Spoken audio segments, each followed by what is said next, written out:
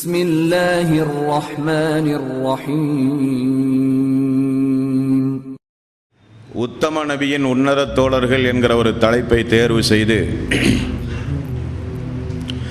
அந்த தலைப்பின் கீழ் தொடர்ந்து நபித்தோழர்களுடைய வாழ்க்கை வரலாற்றை நாம் அறிந்து வருகிறோம். இதுவரை நாம் அறிந்த ஒவ்வொரு நபித்தோழர்களும் இந்த இஸ்லாத்திற்காக வேண்டி அவர்கள் செய்த தியாகம், அந்த தியாகத்தை அல்லாஹ் பொருந்தி கொண்டு அவர்களுக்கு வழங்கிய சிறப்புகள், நபிகள் நாயகம் ஸல்லல்லாஹு அலைஹி வஸல்லம் அவர்கள் அல்லாஹ்வினுடைய அனுமதியோடு சொர்க்கவாசிகள் என்று பாராட்டி சீராட்டி சொன்ன சம்பவங்கள் அனைத்தையும் கடந்த கால நபித்தோழருடைய வாழ்க்கை வரலாற்றிலே நாம் அறிந்து கொண்டோம். ஒவ்வொரு நபித்தோழர்களும் நம்முடைய வாழ்வில் ஒவ்வொரு வகையான படிப்பினைக்குரிய நபித்தோழர்கள். ஒவ்வொரு நபித்தோழர்களும் ஒவ்வொரு சந்தர்ப்பங்களில் இஸ்லாமிய மார்க்கத்தை ஏற்றுக்கொண்டு இஸ்லாத்திற்காக வேண்டி தன்னை அர்ப்பணித்த நபித்தோழர்கள். அந்த வரிசையில் இன்றைக்கு நாம் பார்க்க போகிற நபித்தோழர் நபிகள் நாயகம் ஸல்லல்லாஹு அலைஹி வஸல்லம் அவருடைய குடும்பத்திலேயே வளர்ந்த நபித்தோழர், அல்லாஹ்வுடைய ரசூலிடமிருந்து நேரடியாக பாடம் பெற்ற நபித்தோழர். அவருக்காக வேண்டி ரசூலுல்லாஹி ஸல்லல்லாஹு அலைஹி வஸல்லம் அவர்கள் பிரார்த்தனை செய்த அந்த பிரார்த்தனைகள் எந்த அளவுக்கு அங்கீகரிக்கப்பட்டது என்பதையெல்லாம் இன்றைய தினம் நாம் பார்க்க போகிறோம் தோழர்களே. இந்த தோழருடைய பெயர் அனஸ் ரலியல்லாஹு அன்ஹு. அனஸ் பின் மாலிக் என்ற ஹதீஸ்களிலே நீங்கள் பார்க்கலாம். மாலிக்குடைய மகன் அனஸ். அபூ தல்ஹா ரலியல்லாஹுடைய வாழ்க்கை வரலாற்றை நாம் பார்க்கும்போது உம்மு சுலைம் ரலியல்லாஹு அவர்களுடைய மகன், முந்தைய கணவருக்கு மாலிக்கு பிறந்தவர் தான் அனஸ் ரலியல்லாஹு அன்ஹு. அதற்கு பிறகுதான் அபூ தல்ஹா அவர்கள் உம்மு சுலைம் அவர்களை திருமணம் முடிக்கிறார்கள். அதற்கு பிறகு அபூ தல்ஹா அவர்கள் வளர்த்தி ஆளாக்குகிறார்கள். இந்த அனஸ் பின் மாலிக் ரலியல்லாஹுடைய வாழ்க்கை வரலாறு கொஞ்சம் வித்தியாசமான வாழ்க்கை வரலாறு. இவரை குறித்து முஸ்லிம், புகாரி போன்ற நபிமொழி தொகுப்புகளிலே பார்க்கும்போது நபிகள் நாயகம் ஸல்லல்லாஹு அலைஹி வஸல்லம் இடத்திலே ஒரு 10 வருட காலம் அவர் மரணிக்கின்ற வரை அல்லாஹ்வினுடைய ரசூலுடைய வீட்டிலே வளர்ந்த ஒரு நபித்தோழர். இவருக்கு அபு ஹம்சா என்கிற ஒரு குறிப்பு பெயர் உண்டு. இந்த தோழர் பத்ர் போரிலே பங்கெடுத்தவர், உஹது போரிலே பங்கெடுத்தவர், பல்வேறு சிறப்பு அம்சங்களை கொண்ட தோழர் இந்த தோழர். ரசூலுல்லாஹி ஸல்லல்லாஹு அலைஹி வஸல்லம் மக்காவிலே இருந்து மதீனாவுக்கு புறப்பட்டு போய் மதீனாவுக்குள் நுழைகிற அந்த சம்பவத்தையும், ரசூலுல்லாஹி ஸல்லல்லாஹு அலைஹி வஸல்லம் மதீனாவுக்குள் நுழைந்தவுடனே அந்த மக்கள் எந்த அளவுக்கு அல்லாஹ்வுடைய ரசூலுக்கு ஆதரவும் அரவணைப்பும் அன்பளிப்புகளையும் கொடுத்தார்கள் என்பதையும் நாமெல்லாம் ஹதீசுகளின் வாயிலாக அறிந்தவர்கள்தான். மக்காவிலிருந்து ரசூலுல்லாஹி ஸல்லல்லாஹு அலைஹி வஸல்லம் புறப்பட்டு விட்டார்கள் என்று தெரிந்தவுடன் அன்றைய கால வழக்கத்தின் அடிப்படையில் மக்காவிலிருந்து வந்து சேர குறைந்தது ஒரு 14 நாள் ஆகும், அதிகபட்சம் 15 நாள் ஆகும் என்பது அந்த மக்களுடைய பயண கணக்கு. 15வது நாள் மதீனாவினுடைய எல்லை வரை அந்த மக்கள் வந்து காலையிலிருந்து மாலை வரை ரசூலுல்லாஹி ஸல்லல்லாஹு அலைஹி வஸல்லம் அவர்களை எதிர்பார்த்து அமர்ந்து ஏமாற்றத்தோடு 3 நாள் சென்றிருக்கிறார்கள். இந்த 3 நாள் பயணக்கணக்கில் ஏன் அதிகமானது என்றால், ரசூலுல்லாஹி ஸல்லல்லாஹு அலைஹி வஸல்லம் மக்காவிலிருந்து புறப்பட்டு நேராக மதீனா செல்லவில்லை. தௌர் என்கிற குகையில் 3 நாள் அல்லாஹ்வுடைய ரசூல் இருந்தார்கள். அந்த 3 நாள் பயணத்திலே கூடி போனது அது அந்த மக்களுக்கு தெரியவில்லை. அந்த மக்கள் தினசரி காலையிலே வந்து ஒரு கூட்டம் வந்து அமருவார்கள், மாலையிலே திரும்ப வெறும் ஏமாற்றத்தோடு செல்லுவார்கள்.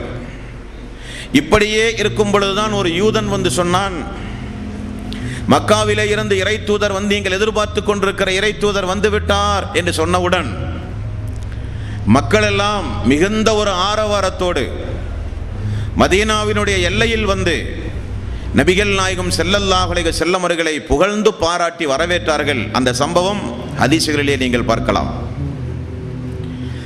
ரசூலுல்லாஹி ஸல்லல்லாஹு அலைஹி வஸல்லம் அவர்களுக்கு பின்னால் அபூபக்கர் சித்திக் ரலியல்லாஹு அன்ஹு அவர்கள் அமர்ந்து கொண்டிருந்தார்கள். அவர்தான் நபியோ என நினைத்து மக்கள் ஒரு சாரார் கை கொடுத்து சலாம் கொடுத்தவுடன் நான் அல்ல இறை தூதர், இவர்தான் இறை தூதர் என்று சொன்ன சுவாரஸ்யமான சம்பவங்கள் எல்லாம் ஹதீஸ்களிலே உண்டு. மதீனாவுக்குள் ரசூலுல்லாஹி ஸல்லல்லாஹு அலைஹி வஸல்லம் அவர்கள் கூஃபாவிலே ஒரு வாரம் தங்குகிறார். மதீனத்து தோழர்கள் எல்லாம் போய், இது மதீனாவினுடைய புறநகர் பகுதி, முறையான பாதுகாப்பு இல்லாத ஒரு பகுதி, ஆகவே நீங்கள் மதீனாவுக்குள் வந்து விடுங்கள் என்று சொல்ல, ரசூலுல்லாஹி ஸல்லல்லாஹு அலைஹி வஸல்லம் தன்னுடைய குடும்பத்தார்கள் மதீனாவிலே உண்டு, தாய் வழி சகோதரர்கள், அவர்களையெல்லாம் அழைத்து வர சொல்லி அவர்களுடைய தலைமையின் கீழ் அல்லாஹ்வுடைய ரசூல் மதீனாவுக்குள் நுழைந்த சம்பவம் புகாரி முஸ்லிம் போன்ற ஹதீஸ்களிலே நீங்கள் பார்க்கலாம். தெருவெங்கும் மக்கள் கூட்டம், அல்லாஹு அக்பர் அல்லாஹு அக்பர் என்று அல்லாஹுவை புகழ்கிற சப்தங்கள், மதீனா முழுக்க மிகப்பெரிய ஒரு ஆரவாரம். மதீனத்து யூதர்கள் சொல்கிறார்கள், அன்றைக்கு அந்த மதீனத்து மக்களுக்கு இருந்த ஒரு மகிழ்ச்சியை போல ஒரு மகிழ்ச்சியை நாங்கள் குடிபெயர்ந்த காலத்தில் இருந்து பார்த்தது கிடையாது. எங்கு பார்த்தாலும் தக்பீர் முழக்கங்கள், எங்கு பார்த்தாலும் மக்கள் வெள்ளங்கள். காரணம், முஸ்அப் ரலியல்லாஹு அன்ஹு அவர்களும் அப்துல்லா இப்னு உம்மி மக்தூம் அவர்களும் அஸ்அத் ரலியல்லாஹுடைய தலைமையில் மிகப்பெரிய இஸ்லாமிய மாற்றத்தை அந்த மதீனாவிலே உண்டாக்கி வைத்திருந்தார்கள். அல்லாஹ்வுடைய ரசூல் போவதற்கு முன்னதாக எல்லோரும் யா ரசூலல்லாஹ் எனது வீட்டிலே வந்து தங்குங்கள், எனது வீட்டிலே வந்து தங்குங்கள் என்று எல்லோரும் மிகப்பெரிய ஒரு வரவேற்பு கொடுத்து கொண்டிருக்கும் போது ரசூலுல்லாஹி ஸல்லல்லாஹு அலைஹி வஸல்லம், எனது ஒட்டகத்தை விட்டு விடுங்கள், எனது ஒட்டகம் எங்கு அமருகிறதோ அதுதான் எனக்குரிய இடம் என்றார்கள் ரசூலுல்லாஹி ஸல்லல்லாஹு அலைஹி வஸல்லம்.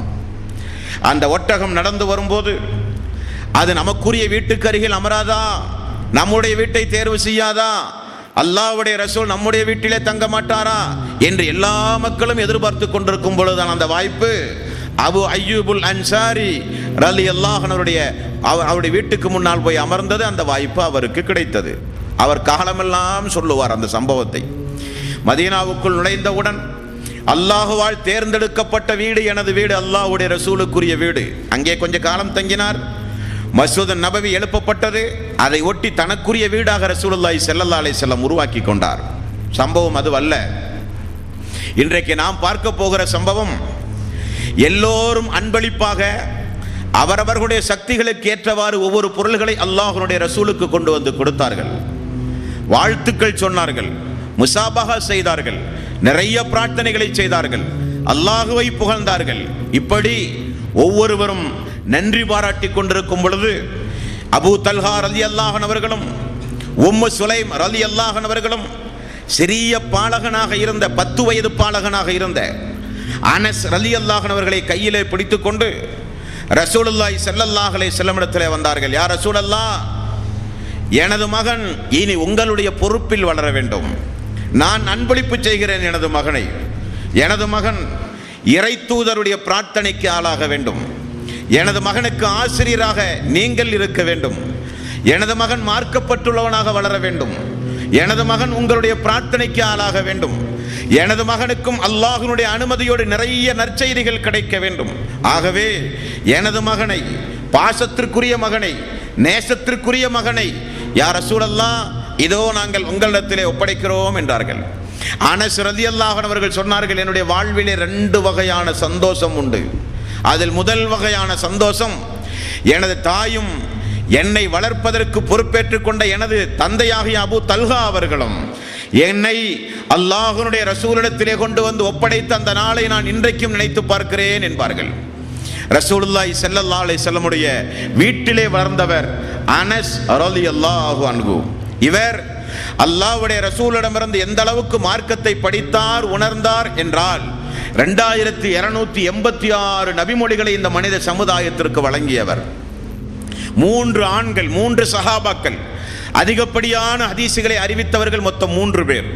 ஒன்று அபூ ஹுரைரா ரலியல்லாஹு அன்ஹு, இரண்டாவது இப்னு உமர் ரலியல்லாஹு அன்ஹு, மூன்றாவது இந்த அனஸ் ரலியல்லாஹு அன்ஹு அவர்கள்.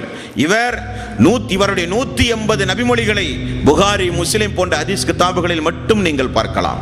அந்த அளவுக்கு ஒரு மாமேதையாக திகழ்ந்தார். அதிகப்படியான குர்ஆனுடைய வசனங்களை மனப்பாடம் செய்தார். கொஞ்சம் யோசித்து பாருங்கள், நாம் நம்முடைய மக்களை எப்படி வளர்த்துகிறோம்?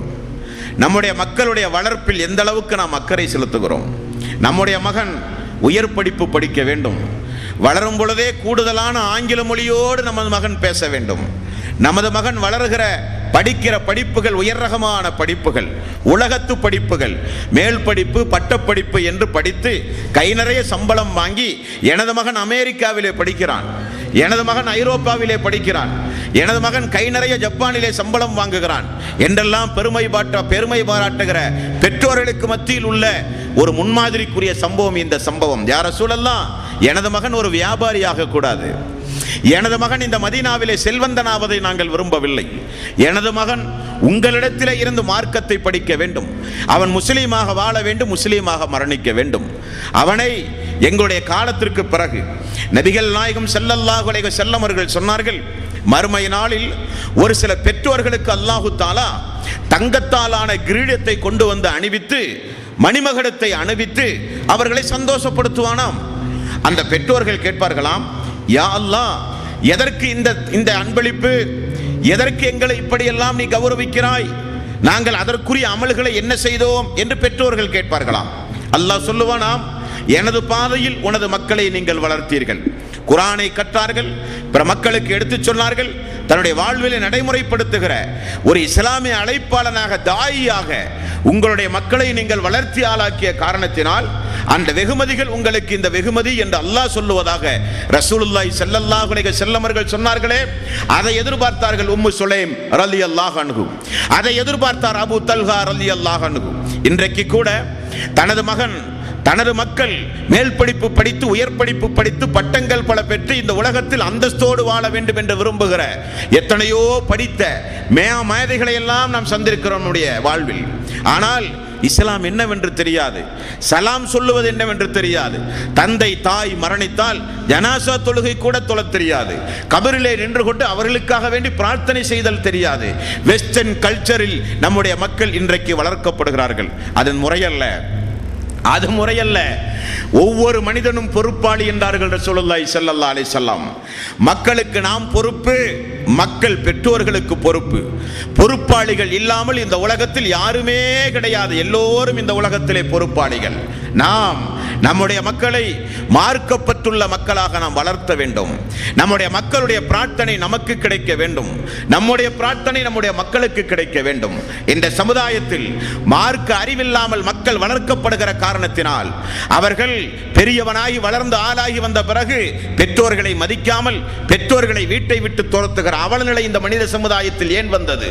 சிறுவர்களாக இருக்கும் போதே பெற்றோர்களுடைய கண்ணியம், சிறுவர்களாக இருக்கும் போதே அல்லாஹுவை பற்றி, சிறுவர்களாக இருக்கும் போதே அல்லாஹ்வுடைய வேதத்தோடு உள்ள தொடர்பு, சிறுவர்களாக இருக்கும் போதே அல்லாஹ்வுடைய ரசூலுடைய வாழ்க்கை வரலாறு, சிறுவர்களாக இருக்கும் போதே மறுமையை பற்றி உள்ள ஒரு பயம், சிறுவர்களாக இருக்கும் போதே மார்க்க பற்றோடு கொஞ்சம் அப்படியே வார்த்தெடுத்து நாம் வளர்த்தி இருந்தால் பெற்றோர்களுக்கு இந்த நிலைமை வருமா?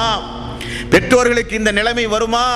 நாம் பெற்ற பிள்ளை நம்மை எடுத்திருந்து பேசுகிறானே, நாம் பெற்றெடுத்த பிள்ளை நம்மை வீட்டை விட்டு துரத்தி விட்டானே, நாம் பெற்றெடுத்த பிள்ளை நம்மை ஒரு வேலைக்காரியை போல நடத்துகிறானே, உள்ளம் குமுறுகிற பெற்றோர்கள் இந்த மனித சமுதாயத்திலே உண்டுமா இல்லையா? நிறையவே உண்டு.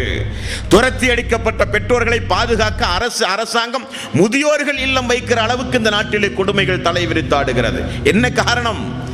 வளர்க்கிற பிள்ளைகளை கைதவற விட்டார்கள், வளர்ப்பு முறையில் தவறு செய்து விட்டார்கள். அவர்களுக்கெல்லாம் அபூ தல்ஹா ரலியல்லாஹு அன்ஹு அவர்கள், உம்மு சுலைம் ரலியல்லாஹு அன்ஹா அவர்கள் மிகப்பெரிய ஒரு பாடம். யா ரசூலல்லாஹ், எல்லோரும் அன்பளிப்பு கொடுத்தார்கள். இதோ எனது மகன் உங்களிடத்தில் இருக்கட்டும், நீங்கள் போருக்கு சென்றாலும் பயணத்திலே இருந்தாலும் எங்கு சென்றாலும் எனது மகன் உங்களோடு இருக்க வேண்டும் என்று சொல்லி ரசூலுல்லாஹி ஸல்லல்லாஹு அலைஹி வஸல்லம் இடத்திலே ஒப்படைக்கப்பட்டார் அனஸ் ரலியல்லாஹு அன்ஹு அவர்கள் என்று ஹதீஸிலே பார்க்கிறோம். 4889வது நபிமொழி. உம்மு சுலைம் ரலியல்லாஹு அன்ஹா அவர்கள் ஒரு நாள், யா ரசூலல்லாஹ், எனது மகன் எங்கே? இதோ இருக்கிறான். எனது மகனை உங்களிடத்தில் நான் ஒப்படைத்த எனது மகனுக்கு யா ரசூலல்லாஹ் நீங்கள் ஒரு துவா செய்யுங்களேன். ரசூலுல்லாஹி ஸல்லல்லாஹு அலைஹி வஸல்லம் சுப்ஹானல்லாஹ் செய்த துவாவை அனஸ் ரலியல்லாஹு அன்ஹு அவர்கள் சொல்கிறார்கள், அது எனது வாழ்வில் அல்லாஹ்வுடைய ரசூல் 3 துவா செய்தார். 2 இந்த உலகத்தில் நான் கண்டேன், இனி 1 மறுமையிலே நான் எதிர்பார்த்து கொண்டிருக்கிறேன் என்றார்கள். ரசூலுல்லாஹி ஸல்லல்லாஹு அலைஹி வஸல்லம் அவர்கள் சொன்னார்கள், யா அல்லாஹ், எனது மகனாக நான் வளர்த்தி ஆளாக்குகிற இந்த அனஸுக்கு பொருள் செல்வம், குடும்பத்தில் இருக்கிற பிள்ளை செல்வம் எல்லாம் நீ தாராளமாக கொடுப்பாயாக, ஆயுளை நீட்டி வைப்பாயாக. ரசூலுல்லாஹி ஸல்லல்லாஹு அலைஹி வஸல்லம் அவர்கள் துஆ செய்தார்கள், மறுமையிலே சிறந்த அந்தஸ்தை கொடுப்பாயாக. இந்த அனஸ் ரலியல்லாஹு அன்ஹு அவர்கள் எத்தனாவது வயதில் மரணித்தார், எவ்வளவு குழந்தைகள் என்று கேட்டால் நீங்கள் எல்லாம் ஆச்சரியப்படுவீர்கள். அந்த அளவுக்கு ரசூலுல்லாஹி ஸல்லல்லாஹு அலைஹி வஸல்லம் அவருடைய துஆவுக்கு ஆளான ஒரு அன்பு தோழர் தான் அனஸ் ரலியல்லாஹு அன்ஹு. நல்லவர்களுடைய பிரார்த்தனை நம்முடைய மக்களுக்கு கிடைக்க வேண்டும். நம்முடைய மக்களை ஊராரெல்லாம் நேசிக்க வேண்டும். நமது மக்களுக்கு அல்லாஹ்வுடைய அன்பு கிடைக்க வேண்டும். நமது மக்களுக்கு மார்க்கப்பற்று உருவாக வேண்டும். நமது மக்களை அவன் அறியாமலேயே நம்முடைய மக்களுக்கு எல்லா மக்களும் பிரார்த்தனை செய்ய வேண்டும் என்று விரும்ப அந்த பெற்றோரை பார்த்தீர்களா? ரசூலுல்லாஹி ஸல்லல்லாஹு அலைஹி வஸல்லம் அவர்கள் செய்த துஆ, அல்லாஹ்வே அனஸ் அவர்களுக்கு குழந்தை செல்வத்தை கொடு, அனஸ் அவர்களுக்கு நீண்ட ஆயுளை கொடு, அனஸ் அவர்களுக்கு பொருள் செல்வத்தை கொடு. ரசூலுல்லாஹி ஸல்லல்லாஹு அலைஹி வஸல்லம் அவர்கள் பிரார்த்தனை செய்தார்கள். அன்பானவர்களே, அல்லாஹ்வுடைய ரசூல் நபிகள் நாயகம் ஸல்லல்லாஹு அலைஹி வஸல்லம் அவர்கள் அப்படித்தானே சொன்னார்கள், அல்லாஹ் உங்களை நேசித்தால் உலகத்தில் இருக்கிற மக்கள் எல்லாம் உங்களை நேசிக்க ஆரம்பிப்பார்கள். அப்படிப்பட்ட மனிதர்களாக இந்த பூமியில் நம்முடைய மக்கள் வளர வேண்டும், நாம் வளர வேண்டும், நம்மை சுற்றி இருக்கிற நம்முடைய குடும்பத்தார்கள் நண்பர்கள் வளர்ந்து ஆளாக வேண்டும் என்பதற்குரிய படிப்பினை உதாரண சம்பவங்கள் எல்லாம் இந்த சம்பவம். ரசூலுல்லாஹி ஸல்லல்லாஹு அலைஹி வஸல்லம் அவரை எப்படி வளர்த்தி ஆளாக்கினார் என்பதை அவரே சொல்லுகிறார். அல்லாஹ்வுடைய ரசூல் சிறியவர்களின் மீது எந்த அளவுக்கு அன்பு காட்டுகிறவர் என்று நபிமொழியோடு தொடர்பு இருக்கிற உங்களுக்கு நன்றாக தெரியும். ஒரு சம்பவத்தை பாருங்கள். முஸ்லிம் என்கிற நபிமொழி தொகுப்பில் 4272வது நபிமொழி, நான் அல்லாஹ்வுடைய ரசூல் மரணிக்கின்ற வரை அவரோடு இருந்திருக்கிறேன். ஒரு நாளாவது அல்லாஹ்வுடைய ரசூல் என்னை பார்த்து ஏன் இப்படி செய்தாய் என்று கூட என்னை கேட்டது கிடையாது, அதட்டியது கிடையாது. சீ என்று ஒரு வார்த்தை கூட என்னை உதாசீனப்படுத்தி அல்லாஹ்வுடைய ரசூல் பேசியது கிடையாது. இது யார் கொடுக்கிற ஸ்டேட்மெண்ட்? இது யார் கொடுக்கிற உத்தரவாதம்? பயணத்தில் ஒரு 3 நாள் நீங்கள் பயணத்தில் ஒரு மனிதனோடு இருந்தால் அவனை பற்றி முழுமையாக நீங்கள் அறிந்து முடியும் என்றார்கள் ரசூலுல்லாஹி ஸல்லல்லாஹு அலைஹி வஸல்லம். ஒரு மனிதனை நீங்கள் அறிந்து கொள்ள வேண்டுமானால் கொஞ்சம் பொருளாதாரத்தை கொடுத்து பார்த்தால் தெரிந்து கொள்ளலாம். அல்லது 3 நாள் பயணத்திலே இருந்தால் ஒரு மனிதனை நீங்கள் அறிந்து கொள்ளலாம்.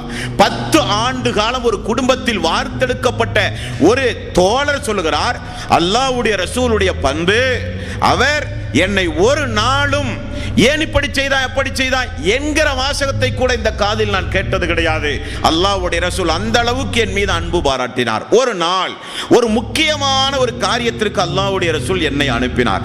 எனக்கு வயது 10 தானே. நான் போகும்போது தெருக்களில் மக்களோடு விளையாடி கொண்டிருப்பதை பார்த்து நான் என்னை மறந்து அந்த மக்களோடு சேர்ந்து நானும் விளையாட ஆரம்பித்தேன். சூரியன் மறைந்து விட்டது. நான் அப்படியே விளையாடி கொண்டிருக்கும் போது என்னுடைய தோளின் மீது ஒரு கைப்பட்டது. திரும்பி பார்த்தான் அல்லாஹ்வுடைய ரசூல். நான் பயந்து போனேன். நான் உன்னை எந்த காரியத்திற்காக வேண்டி அனுப்பினேன்? இதோ யா ரசூலல்லாஹ், நான் முடித்துக் கொண்டு வருகிறேன் என்றார். தோளை தட்டிவிட்டு ரசூலுல்லாஹி ஸல்லல்லாஹு அலைஹி வஸல்லம் சிரித்துவிட்டு என்னை மீண்டும் அந்த பணியை செய்ய சொல்லி முடித்துவிட்டு நான் வந்தேன் என்கிறார்கள். கோபம் என்பது அல்லாஹ்வுடைய ரசூலுடைய வாழ்க்கையிலே பார்க்க முடியாது. ஒரு நாள் பாருங்கள், ரசூலுல்லாஹி ஸல்லல்லாஹு அலைஹி வஸல்லம் குழந்தையை மடியிலே வைத்து அந்த குழந்தைக்கு முத்தமிட்டு கொண்டிருக்கிறார்கள். ஒரு கிராமவாசி பார்த்து, தூதர்கள் என்றால் அவர்கள் அழமாட்டார்கள், தூதர்கள் என்றால் சிரிக்க மாட்டார்கள், தூதர்கள் என்றால் பாசம் செலுத்த மாட்டார்கள் என்று கொஞ்சம் அதிகப்படியாக தூதர்களை நினைத்துக் கொண்டிருந்த கிராமவாசியோ என நமக்கு நினைக்க தோன்றுகிறது. அவர் சொல்லுகிறார், யா ரசூலல்லாஹ், நீங்களுமா குழந்தையை முத்தமிடுகிறீர்கள்? ஆம், என்ன யா ரசூலல்லாஹ், எனக்கு 10 குழந்தைகள் உண்டு, எந்த குழந்தையையும் நான் முத்தமிட்டதில்லை. ரசூலுல்லாஹி ஸல்லல்லாஹு அலைஹி வஸல்லம் அவர்கள் அற்புதமாக சொன்னார்கள், உன்னுடைய உள்ளத்தில் இருக்கிற இரக்க சிந்தனையை அல்லாஹ் அகற்றியதற்கு நான் என்ன செய்ய முடியும் என்று கேட்டார்கள். இரக்க சிந்தனை, குழந்தையின் மீது பாசம் செலுத்தாத, குழந்தையை கொஞ்சாத, குழந்தையின் மீது பாசம் செலுத்தாத இரக்க சிந்தனை என்பது அல்லாஹ்வினுடைய நிஅமத். அது உள்ளத்திலிருந்து அகற்றியதற்கு நான் என்ன செய்ய முடியும் என்று கேட்டார்கள் ரசூலுல்லாஹி ஸல்லல்லாஹு அலைஹி வஸல்லம். இந்த அனஸ் அவர்களுக்கு உமைர் என்கிற ஒரு தம்பி இருந்தார். அனஸ் அவர்களை மட்டும் அல்லாஹ்வுடைய ரசூல் நேசிக்கவில்லை. உமைர் அடிக்கடி அல்லாஹ்வுடைய ரசூல் உம்மு சுலைம் அவருடைய வீட்டுக்கு சென்று, எந்த உமைர் மரணித்து வீட்டில் குளிப்பாட்டி வைத்து சாதாரண வாழ்க்கை நடத்தி காலை பொழுதை சந்தித்து அல்லாஹ் கொடுத்ததை எடுத்துக்கொண்டான் என்று சொன்னார்களோ அந்த உமைர், அவர் வீட்டில் இருக்கும்போது ரசூல் ஸல்லல்லாஹு அலைஹி வஸல்லம் போய், உமைர் உண்டாயா, உறங்கினாயா, ஓய்வெடுத்தாயா என்று உமைரிடத்திலே டெய்லியும் தினசரி ரசூலுல்லாஹி ஸல்லல்லாஹு அலைஹி வஸல்லம் கொஞ்சுகிற அளவுக்கு அல்லாஹ்வுடைய ரசூல் அன்பு பாராட்டுகிறவர். விசேஷமாக பத்ரு போர்க்களத்தில் எனக்கு மட்டும் அனுமதி கொடுத்தார்கள் ரசூலுல்லாஹி ஸல்லல்லாஹு அலைஹி வஸல்லம். சிறுவர்களுக்கு போரிலே அனுமதி இல்லை. மதீனாவிலே 2 சிறுவர்கள் வந்திருந்தார்கள். ஒன்று சஅத் இப்னு அபி வக்காஸ் ரலியல்லாஹு அன்ஹுடைய தம்பியும் வந்திருந்தார். அவரும் மன்றாடி அனுமதி வாங்கினார். அதுபோக 2 அன்சாரி தோழர்கள் வந்தார்கள். ரசூலுல்லாஹி ஸல்லல்லாஹு அலைஹி வஸல்லம் வரிசையிலே நிப்பாட்டும் போது உயர்ந்தவர்களாக தன்னை காட்டிக் கொள்வதற்காக காலை ஊனி மேலே நின்றார்கள் அந்த 2 தோழர்கள். ரசூலுல்லாஹி ஸல்லல்லாஹு அலைஹி வஸல்லம் நீங்கள் போருக்கு வரக்கூடாது போங்கன்னாங்க. அழுது புலம்பி மன்றாடி வந்தார்கள். ஆனால் அனஸ் ரலியல்லாஹு அன்ஹு அவர்கள் சொன்னார்கள், நான் மட்டும் கொஞ்சம் விசேஷமாக அல்லாஹ்வுடைய ரசூலிடத்திலே அனுமதி வாங்கி பத்ரு போரில் நான் பங்கெடுத்தேன் என்று நபிகள் நாயகம் ஸல்லல்லாஹு அலைஹி வஸல்லம் உடைய வாழ்க்கை வரலாற்றை சொல்லுகிறார் அனஸ் ரலியல்லாஹு அன்ஹு. அனஸ் அவர்களுக்கு ஒரு சிறப்பு பெயர் உண்டு தெரியுமா? அல்லாஹ்வுடைய ரகசியத்தை பாதுகாக்கக்கூடியவர், அல்லாஹ்வுடைய தூதருடைய ரகசியத்தை பாதுகாக்கக்கூடியவர். மரணிக்கின்ற வரை அல்லாஹ்வுடைய ரசூல் சொன்ன ரகசியம் பாதுகாக்கப்பட்டவர். ஒரு நாள் ஒரு காரியத்திற்காக வேண்டி போய் மாலை நேரம் திரும்ப வரும்போது தாய் கேட்கிறார், உம்மு சுலைம், எங்கிருந்து வருகிறீர்? ரசூலுல்லாஹி ஸல்லல்லாஹு அலைஹி வஸல்லம் ஒரு காரியத்தை செய்து அனுப்ப என்னை அனுப்பினார். என்ன காரியம்? அல்லாஹ்வுடைய ரசூல் ரகசியம் என்றார். தாய் எப்படி வளர்த்துகிறாள் பாருங்கள். அல்லாஹ்வுடைய ரசூல் எதை ரகசியம் என்று சொன்னாரோ அதை மரணிக்கின்ற வரை மகனே நீ பாதுகாக்க வேண்டும், மரணிக்கின்ற வரை நீ பாதுகாக்க வேண்டும் என்று சொல்லி ஊட்டி வளர்த்த குடும்பம் அந்த குடும்பம். அப்படி அல்லாஹ்வுடைய ரசூலுடைய ரகசியத்தை பாதுகாத்தார். இந்த தோழர் என்கிற ஒரு சிறப்புக்குரிய ஒரு அடைமொழி பெயரும் கூட இவருக்கு உண்டு. ரசூலுல்லாஹி ஸல்லல்லாஹு அலைஹி வஸல்லம் தஹஜ்ஜுத் தொழுகை தூதர்களுக்கு கடமை. முன்பின் சுன்னத்துகள், நஃபிலான வணக்கங்கள், லுஹா வணக்கங்கள், தஹஜ்ஜுத் வணக்கங்கள் எல்லாம் தூதர்களுக்கு கடமை. தஹஜ்ஜுத் தொழுகை அல்லாஹ்வுடைய ரசூல் எழுந்தார். எழும்பொழுது பார்த்தால் வீட்டிலே ஒரு சப்தம். யார் என்று பார்த்தால் அனஸ் ரலியல்லாஹு அன்ஹு ஒலு செய்ய ஏற்பாடு செய்கிறார். அல்லாஹ்வுடைய ரசூல் எழுந்து அனஸ் அவர்களை எழுப்பவில்லை. அல்லாஹ்வுடைய ரசூல் எழுவதற்கு முன்னதாகவே ஒலு செய்கிற தண்ணீர் ஏற்பாட்டோடு போய் நிற்கிறார். ரசூலுல்லாஹி ஸல்லல்லாஹு அலைஹி வஸல்லம் அவர்கள் பார்த்து, அனஸ் அவர்களே, உங்களுக்கு ஏதாவது வேண்டுமா? என்னிடத்தில் கேளுங்களேன். என்னிடத்தில் எவ்வளவு காலம் நீங்கள் இருக்கிறீர்கள், ஏதாவது வேண்டுமானால் கேளுங்களேன். இப்படி ரசூலுல்லாஹி ஸல்லல்லாஹு அலைஹி வஸல்லம் அவர்கள் கேட்கும்போது என்ன நேரம் தெரியுமா? பைத்துல் மாலில் நிறைய செல்வங்கள் மலை போல் குவிந்து கிடந்த நேரம். ஒவ்வொரு பகுதிக்கும் அல்லாஹ்வுடைய ரசூல் கவர்னர்களை நியமித்துக் கொண்டிருந்த நேரம். அனஸ் ரலியல்லாஹு அன்ஹு அவர்கள், ஆமாம் யா ரசூலல்லாஹ், தஹஜ்ஜுடைய நேரத்தில் நடக்கிற உரையாடல். ஆமாம் யா ரசூலல்லாஹ், எனக்கு ஒன்று வேண்டும். என்ன வேண்டும்? உங்களோடு நான் சொர்க்கத்திலே இதே போல இருக்க வேண்டும். இந்த வீட்டில் எப்படி நான் 24 மணி நேரம் உங்களோடு இருக்கிறேனோ இதை எனக்கு அல்லாஹு தஆலா சொர்க்கத்திலும் இந்த வாய்ப்பை தர வேண்டும் என்றார்கள். வேறு ஏதாவது வேண்டுமா? வேண்டாம் யா ரசூலல்லாஹ். வேறு ஏதாவது வேண்டுமா? வேண்டாம் யா ரசூலல்லாஹ். வேறு ஏதாவது வேண்டுமா? 3 முறை கேட்டார்கள். அல்லாஹ்வுடைய ரசூலே, சொர்க்கத்தில் உங்களோடு நான் இருக்க வேண்டும், உங்களை விட்டு நான் சொர்க்கத்திலே பிரிந்து விடக்கூடாது. அப்ப ரசூலுல்லாஹி ஸல்லல்லாஹு அலைஹி வஸல்லம் அவர்கள் சொன்னார்கள், அல்லாஹ்வுக்கு அதிகம் அதிகம் சுஜூது செய்வதின் மூலம் நீங்கள் அந்த அந்தஸ்தை அடைவீர்கள். அல்லாஹ்வுக்கு அதிகம் அதிகம் சுஜூது செய்வதின் மூலம் அந்த அந்தஸ்தை அடைவீர்கள். எனக்கு காலமெல்லாம் பணிவிடை செய்வதின் மூலம் அந்த அந்தஸ்தை அடைவீர்கள், அதுவல்ல. எனது குடும்பத்தார்களுக்கு காலமெல்லாம் உழைத்து ஓடாய் தேய்வதின் மூலம் அந்த அந்தஸ்தை அடைவீர்கள், அதுவல்ல. ரசூலுல்லாஹி ஸல்லல்லாஹு அலைஹி வஸல்லம் அவர்கள் சொன்னது தொழுகை, சுஜூத். எந்த அளவுக்கு அதிகம் அதிகம் நீங்கள் சுஜூது செய்கிறீர்களோ என்னோடு நீங்கள் சொர்க்கத்தில் ஒன்றாக இருக்கலாம். அல்லாஹ்வுடைய ரசூலோடு சொர்க்கத்தில் ஒன்றாக இருக்கிற காரியங்கள் எல்லாம் எதுங்க? யாருக்கு அல்லாஹு தஆலா 3 பெண் பிள்ளைகளை கொடுத்தோ, 3 சகோதரிகளை அவருடைய பொறுப்பில் கொடுத்தோ, அவர் வரத்தி ஆளாக்கி உரிமைகளை பேணி உரிய திருமண வாழ்வை அமைத்து கொடுத்தால் நானும் என்னோடு அவர்கள் சொர்க்கத்தில் ஒன்றாக இருப்பார்கள். அப்படிப்பட்டவர்கள் என்னோடு சொர்க்கத்திலே ஒன்றாக இருப்பார்கள். இந்த உலகத்தில் தாய் தந்தை இல்லாமல் அனாதையாக வளர்ந்து வருகிற மக்களை யார் பராமரிப்புக்கு எடுத்துக்கொள்கிறாரோ அவரும் நானும் சொர்க்கத்தில் இப்படி இருப்போம் என்றார்கள். ஆட்காட்டி விரலையும் நடுவிரலையும் காட்டி அவரும் நானும் சொர்க்கத்தில் இந்த அளவுக்கு நெருக்கமாக இருப்போம் என்றார்கள். ரசூலுல்லாஹி ஸல்லல்லாஹு அலைஹி வஸல்லம் அவர்கள் சொன்னார்கள், சொர்க்கத்தில் ஒரு சில மக்கள் உண்டு, அவர்கள் நபிமார்களோடு இருப்பார்கள், ஆனால் அவர்கள் நபி அல்ல. வார்த்தையை பாருங்கள். ஒரு சில மக்கள் நபிமார்களோடு இருப்பார்கள். நபிமார்களோடு என்றால் நபியோடு அல்ல, நபிமார்களோடு.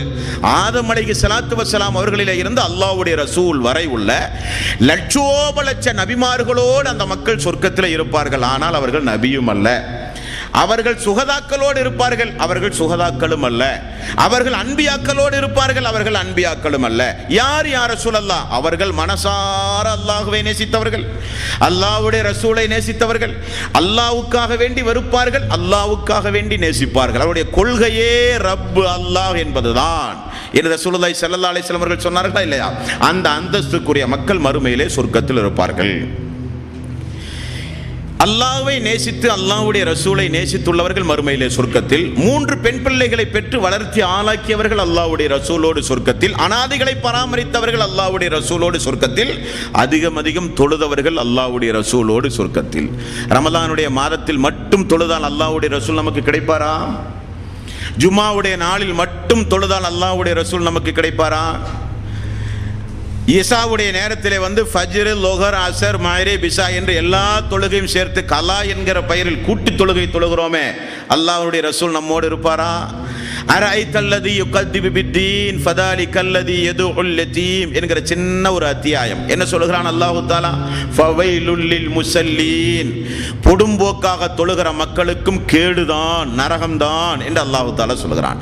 இப்படி தொழுகிற மக்களுக்கு அல்லாஹ்வுடைய ரசூல் கிடைப்பாரா?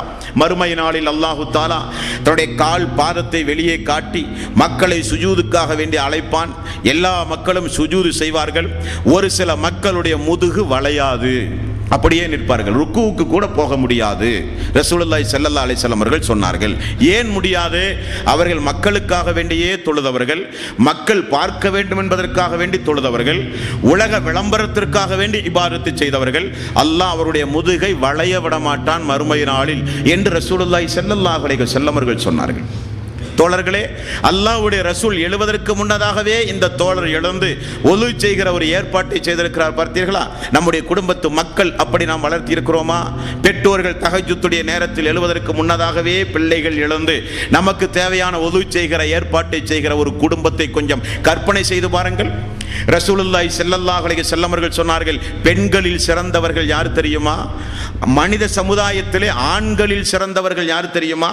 ஃபஜ்ருடைய நேரத்தில் உறங்குகிற மனைவியை எழுப்புகிற ஆண், உறங்குகிற ஆணை எழுப்புகிற பெண் என்று ரசூலுல்லாஹி ஸல்லல்லாஹு அலைஹி வஸல்லம் அவர்கள் சொன்னார்கள். நம்முடைய பெரும்பான்மையான மக்களுக்கு 4 நேரம் தான் தொழுகை, 5 நேர தொழுகையே நமக்கு கிடையாது. ஃபஜ்ருடைய தொழுகை என்பதே நம்முடைய லைஃப்லேயே கிடையாது. அதெல்லாம் ஒரு 8 மணிக்கு 9 மணிக்கு ஆஃபீஸுக்கு போகும்போது, வியாபாரத்துக்கு போகும்போது, வீட்டில் ஒரு சடங்குக்காக அந்த ஃபஜ்ருடைய தொழுகை நிறைவேற்றி கொண்டிருக்கிறோமே தவிர, இப்படி இபாதத்துடைய விஷயத்தில் பொடும்போக்காக இருந்தால் நமக்கு எப்ப நேரம் கிடைக்கிறதோ அப்பொழுதெல்லாம் தொழுதால் அல்லாஹ்வுடைய ரசூல் நமக்கு கிடைக்க மாட்டார். அல்லாஹ் எப்பொழுதெல்லாம் தொழச் சொல்லுகிறானோ அப்பொழுதெல்லாம் தொழுதால் அல்லாஹ்வுடைய ரசூல் நமக்கு கிடைப்பார்.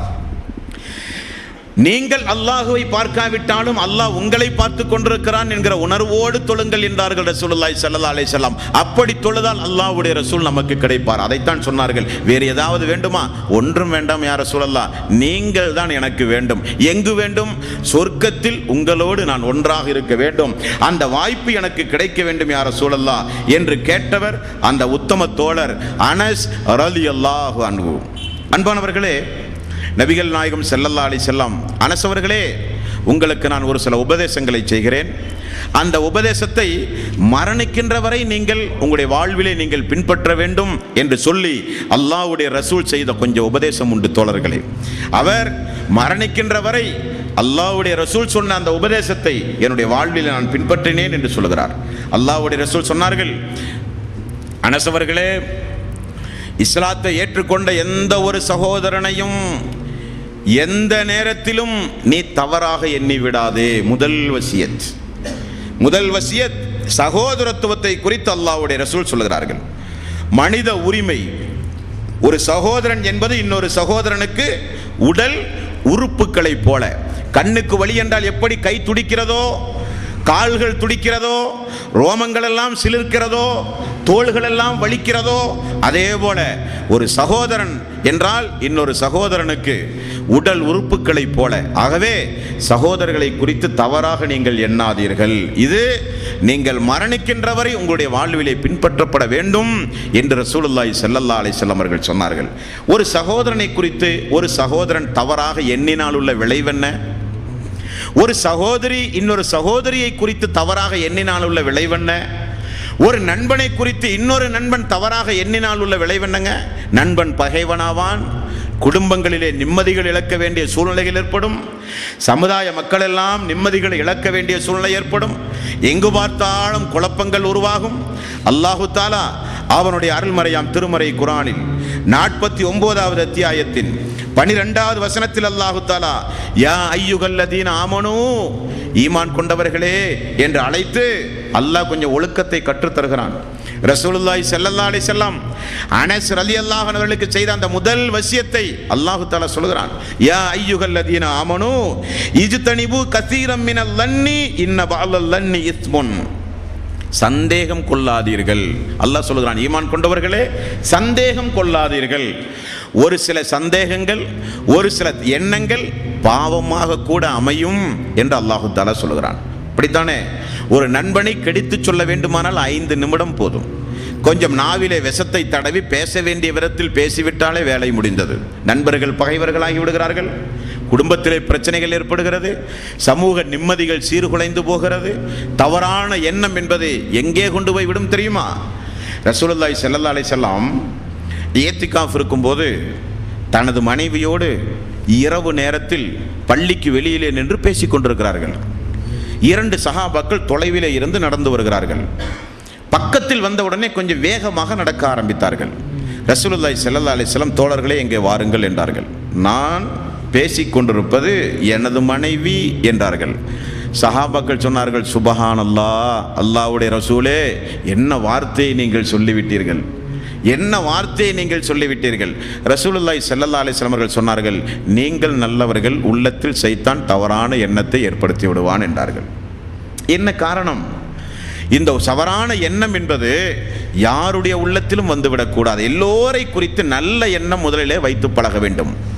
யாரை குறித்தானாலும் சரி, காதில் கேட்பதையெல்லாம் நம்புவது, காதால் கேட்பதையெல்லாம் பேசுவது, காதால் கேட்பதையெல்லாம் கேட்டு அதன் அடிப்படையில் நடப்பது என்பது இறை விசுவாசியுடைய பண்பல்ல. மறுமையில் சொர்க்கத்தை நாம் இழந்து விடுவோம். மறுமையில் சொர்க்கத்தை நாம் இழந்து விடுவோம். 49வது அத்தியாயத்தின் 12வது வசனத்தில் அல்லாஹு தஆலா ஒரு 6-7 விஷயங்களை சொல்லித் தருகிறான். கிண்டல் செய்யாதீர்கள், கேலி செய்யாதீர்கள், தவறான எண்ணம் கொள்ளாதீர்கள், தவறான எண்ணங்களிலே பாவம் உண்டு, பட்டப்பயிர் சூட்டி அழைக்காதீர்கள், அவதூறு பரப்பாதீர்கள், புறம் பேசாதீர்கள் என்று சொல்லப்படுகிற வசனம் அந்த வசனம். அதைத்தான் ரசூலுல்லாஹி ஸல்லல்லாஹு அலைஹி வஸல்லம் அவர்கள் சொன்னார்கள், நம்முடைய இஸ்லாமிய சமுதாயத்தில் இருக்கிற சகோதரர்கள் யாரையும், மகனே நீ தவறான எண்ணம் கொள்ளாதே, முதல் விஷயம். இரண்டாவது, அல்லாஹ்வுடைய ரசூல் சொன்னார்கள், நான் சொன்ன ஒரு நபி வழியை, சுன்னத்தை உன்னுடைய வாழ்வில் கடைசி வரை நீ பின்பற்று. எந்த ஒரு சுன்னத்தையும் நீ விட்டு விடாதே. எனது வழிமுறை இது என்று உனக்கு தெளிவாக தெரிந்தால் அதை நேசி, அதை உன்னுடைய வாழ்விலே பின்பற்று, அதை பிற மக்களுக்கு எடுத்து சொல்லு. யார் எனது வழிமுறையை நேசிக்கிறாரோ அவரை நான் நேசிக்கிறேன், நான் யாரை நேசிக்கிறேனோ அவர் என்னோடு சொர்க்கத்திலே இருப்பார்கள், அவர் என்னோடு சொர்க்கத்தில் இருப்பார்கள். உதாரணத்துக்கு பாருங்கள், தாடி வைப்பது என்பது நமக்கெல்லாம் ஒரு சாதாரண விஷயமாக தெரியும். ஆனால் இஸ்லாமிய மார்க்கத்தில் நிறைய வணக்க வழிபாடுகள், இபாதத்துகள், நன்மையான காரியங்கள் உண்டு. இதே போன்ற ஒரு நன்மையை நீங்க பார்க்கவே முடியாது. அதிர்ச்சியாக இருக்கும் உங்களுக்கு கேட்கும் போது. உதாரணத்திற்கு பாருங்கள், எந்த ஒரு வணக்க வழிபாட்டை நீங்கள் எடுத்துக்கொண்டாலும் அந்த வணக்க வழிபாட்டை செய்வதற்கு நீங்கள் முயற்சி எடுக்க வேண்டும். நீங்கள் முயற்சி எடுக்காமல் அப்படியே உட்கார்ந்துட்டே இருக்கும்போது நன்மை அப்படியே கிடைச்சிட்டே இருக்குமா? எதுக்குமே கிடைக்காது. தஸ்பீஹ் சொல்வதாக இருந்தால் கூட நாவா செய்ய வேண்டும். ஒது செய்வதாக இருந்தால் எழுந்திரு, கைகாலை கழுவி சுத்தமாக வைத்துக் கொள்ள வேண்டும், முயற்சி செய்ய வேண்டும். ஒன்று, முயற்சி இல்லாமல் எந்த நன்மையும் கிடையாது, முதலாவது விஷயம். இரண்டாவது, எந்த நன்மையை நீங்கள் எடுத்துக்கொண்டாலும் தொடக்கம் முடிவு என்றொன்று உண்டு. தொழுகை என்றால் தக்பீரில் இருந்து சலாம் கொடுக்கிற வரை உங்களுக்கு தொழுகையுடைய நன்மை. இப்பொழுதெல்லாம் தொழுகையுடைய நன்மையா? இல்லை. தஸ்பீஹ் என்றால் சொல்லி முடிக்கிற வரை அந்த நன்மை, சலாம் என்றால் சொல்லி முடிக்கிற வரை நன்மை, நோன்பு என்றால் திறந்த உடனே நன்மை முடிந்துவிடும். அப்ப எந்த ஒரு நன்மையாக இருந்தாலும் தொடக்கம் இறுதி என்றொன்று, அதிலும் தாடி வித்தியாசமானது. நீங்கள் முயற்சி எடுக்க வேண்டிய அவசியமே இல்லை. தாடிக்கு எடுப்பதற்குத்தான் முயற்சி எடுக்க வேண்டுமே தவிர வைப்பதற்கு எந்த முயற்சியும் வைக்க வேண்டிய அவசியம், தானாக வருகிற ஒரு சுன்னத். இரண்டாவது, இதனுடைய தொடர்ச்சி என்னங்க? எந்த ஒரு ஜனாசாவை நீங்கள் பார்த்தாலும் ஒரு இஸ்லாமிய ஜனாசாவாக இருந்தால் தாடியை நீங்கள் சேவ் பண்ணாமல் தான் நீங்கள் குளிப்பாட்டணும். கபரிலே கொண்டு போய் வைக்கிற வரை உள்ள ஒரு சுன்னத். மலஞ்சலம் கழிக்கும் போது கூட இருக்கும், இல்லற வாழ்க்கையில் ஈடுபடும் போது இந்த சுன்னத் இருக்கும். எங்க 24 மணி நேரம் இருந்தாலும் இந்த சுன்னத் உங்களோடு இருக்கும். கபரிலே கொண்டு போய் வைக்கிற வரை இருக்கும், மறுமையில் எழுப்பப்படுகிற வரை இருக்கும். இந்த ஒரு சுன்னத்தை அருவருக்கத்தக்க காட்சியாக பார்க்கிற அன்பர்கள் கூட உண்டு, வேண்டா வெறுப்பாக பார்க்கிற அன்பர்கள் உண்டு. ஆனால் ரசூலுல்லாஹி ஸல்லல்லாஹு அலைஹி வஸல்லம் அவர்கள் சொன்னார்கள், எனது சுன்னத்தை நேசியுங்கள், எனது சுன்னத்தை பின்பற்றுங்கள். எனது சுன்னத்தை நேசித்து பின்பற்றுகிறவர்களை நான் நேசிக்கிறேன், நான் நேசித்தால் அவர் என்னோடு சொர்க்கத்தில் இருப்பார்கள் என்றார்கள் ரசூலுல்லாஹி ஸல்லல்லாஹு அலைஹி வஸல்லம். அல்லாஹ்வுடைய ரசூல் சொன்னார்கள் என்று தெளிவாக தெரிந்தால் அது சின்ன விஷயம் தானே, இது பெரிய விஷயம் தானே, பேசி பழகக்கூடாது, ஈமானை பலகீனப்படுத்திவிடும். ரசூலுல்லாஹி ஸல்லல்லாஹு அலைஹி வஸல்லம் அரஃபா பேருரையின் போது இந்த மனித சமுதாயத்திற்கு சொன்னார்கள், சைத்தான் 2 விஷயத்தில் உங்களோடு போட்டி போட்டான், ஒரு விஷயத்தில் தோற்று போனான், ஒரு விஷயத்தில் உங்களை வென்றெடுத்து விட்டான். சைத்தான் தோற்று போன விஷயம் என்னங்க? சைத்தான் தோற்று போன விஷயம் எது? ஒரு ஏகத்துவவாதியை இணை வைக்க தூண்டுகிற விஷயத்தில் சைத்தான் தோற்று போய்விட்டான். எந்த ஏகத்துவவாதியை? சபரிமலைக்கு மாலை போடுகிற முஸ்லிம்கள் இன்றைக்கு உண்டு, சர்ச்சுக்கு போகிற முஸ்லிம்கள் உண்டு, கோயில் திருவிழா என்றால் முதல் வரிசையில் நிற்கிற முஸ்லிம்கள் உண்டு, விநாயகர் சதுர்த்தி என்றால் பிடித்து இழுக்குகிற, அதை துவக்கி வைக்கிற ஜமாத்தினுடைய முத்தவள்ளிகள் எல்லாம் சமுதாயத்தில் உண்டு. அவர்களா தௌஹீத்வாதிகள்? அவர்கள் அல்ல, அவர்கள் அல்ல. விநாயகர் சபரிமலையில் அந்த விபத்தில் 120 பேர் பலியானார்கள், 4 பேர் முஸ்லிம்கள் என்று பத்திரிகையிலே பார்க்கிறோம், 4 பேர் முஸ்லிம்கள் என்று பத்திரிகையிலே பார்க்கிறோம். திருநெல்வேலியில் இந்து மனிதநேய மக்கள் கட்சியின் சார்பாக சமீபத்தில் திருநெல்வேலியில் இருந்து பத்திரிகை ஒரு செய்தி, 50 பேர் இந்துக்களாக மாறினார்கள், மிகப்பெரிய ஒரு சாமர்த்தியமான ஒரு செய்தி. அதில் 4 பேர் முஸ்லிம்கள். இவர்களா முஸ்லிம்கள்? ரசூலுல்லாஹி ஸல்லல்லாஹு அலைஹி வஸல்லம் அவர்கள் சொன்னார்கள், உண்மையான முஸ்லீம், ஏகத்துவத்தை பின்பற்றுகிற முஸ்லீம், அவனுக்கு அவனுடைய உள்ளத்தில் இணை வைக்க தூண்டுகிற விஷயத்தில் சைத்தான் தோற்று போய்விட்டான், ஒரு விஷயத்தில் சைத்தான் வென்று விட்டான். எந்த விஷயத்தில் தெரியுமா? அமல்களை சிறிய உங்களுக்கு காண்பிக்கிற விஷயத்தில் சைத்தான் உங்களை வென்றுவிட்டான். செய்ய போகும்போது இதுதானே அதுதானே, இது நாளைக்கு பார்க்கலாமே, அதை விட இதுதானே பெருசா இருக்கு, இதை விட இது சின்னதாச்சே, பேசுவது சைத்தானுக்கு நீங்கள் ஆட்படுத்தப்பட்டு விட்டீர்கள். ரசூலுல்லாஹி ஸல்லல்லாஹு அலைஹி வஸல்லம் அவர்கள் சொன்னார்கள், எந்த ஒன்றையும் அற்பமாக கருதாதீர்கள்.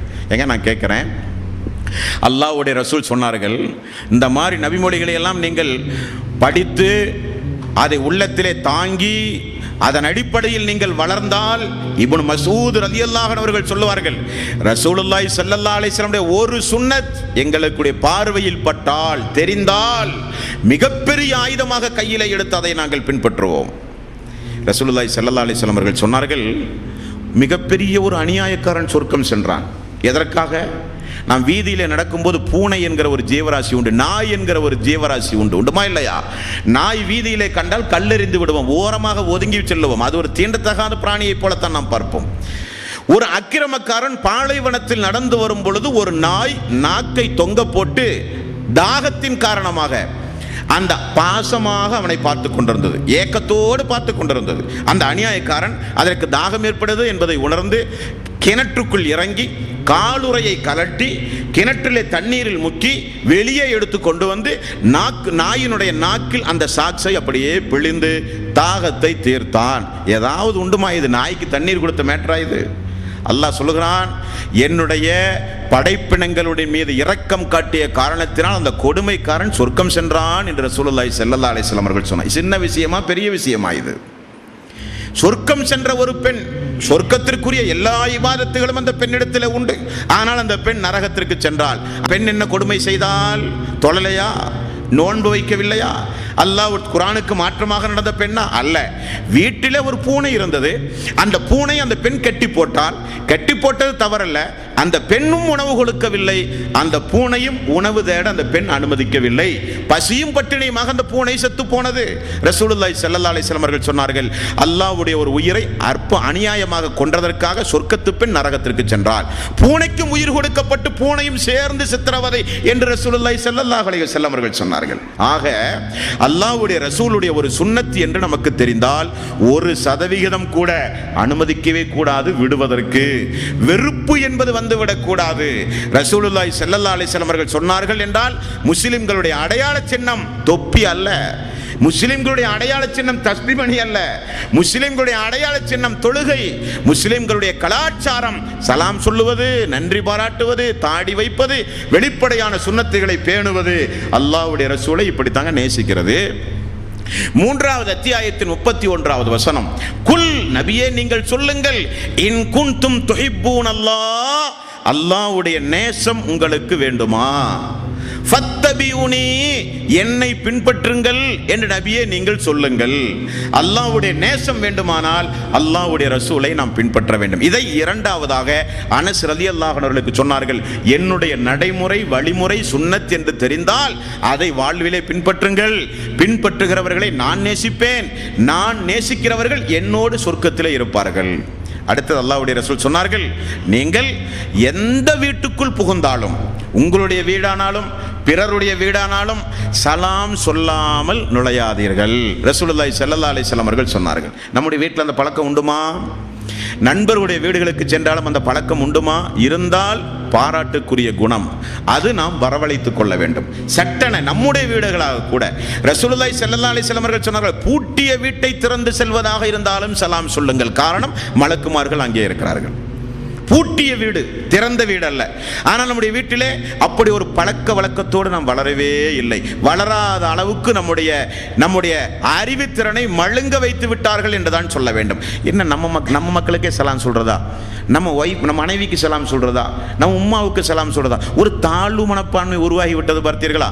ரசூலுல்லாஹி ஸல்லல்லாஹு அலைஹி வஸல்லம் அவர்கள் சொன்னார்கள், வீட்டுக்குள் செல்லும் பொழுது சலாம் சொல்லுங்கள். பிறருடைய வீடாக இருந்தால் 3 முறை சலாம் சொல்லி அனுமதி வாங்க வேண்டும். பதில் வர வேண்டும். அங்கிருந்து பதில் வராவிட்டால் திரும்ப சென்று விடுங்கள் என்றார்கள் ரசூலுல்லாஹி ஸல்லல்லாஹு அலைஹி வஸல்லம். இந்த பண்பை அல்லாஹ்வுடைய ரசூல் போதிக்கிறார்கள். அடுத்து அனஸ் ரலியல்லாஹு அன்ஹுடைய வாழ்விலே உள்ள ஒரு சிறப்பம்சம் என்ன தெரியுமா? யாராவது ரசூல் ஸல்லல்லாஹு அலைஹி வஸல்லம் சொன்னார்கள் என்று சொன்னால் அதை போய் அல்லாஹ்வுடைய ரசூலிடத்திலே கேட்டுவிட்டு ஊர்ஜிதப்படுத்துகிற ஒரு நல்ல ஒரு பண்பு. இது நம்மிடத்தில் தொலைந்து போன ஒரு பண்பு. யாராவது ஒருவர் ஒரு மார்க்க விஷயத்தை சொன்னால் அவர் சொன்னதை மட்டும்தான் மார்க்கம் என நினைத்துக் கொண்டு நடைமுறைப்படுத்துகிற அன்பர்கள் இந்த சமுதாயத்திலே உண்டு. அது தவறான போக்கு. மார்க்க அறிஞர்கள் என்று இந்த மனித சமுதாயத்தில் இருக்கிற இடத்திலெல்லாம் போய் விளக்கம் கேட்க வேண்டும். சரியா, இந்த கிதாபிலே உண்டுமா பார்க்க வேண்டும். ஹதீஸ் ஏன் இங்கே குறிப்பிடப்படுகிறது என்றால் தமிழிலே வெளிவந்திருக்கிறது, புகாரி முஸ்லிம், எடுத்து பார்க்க வேண்டும்.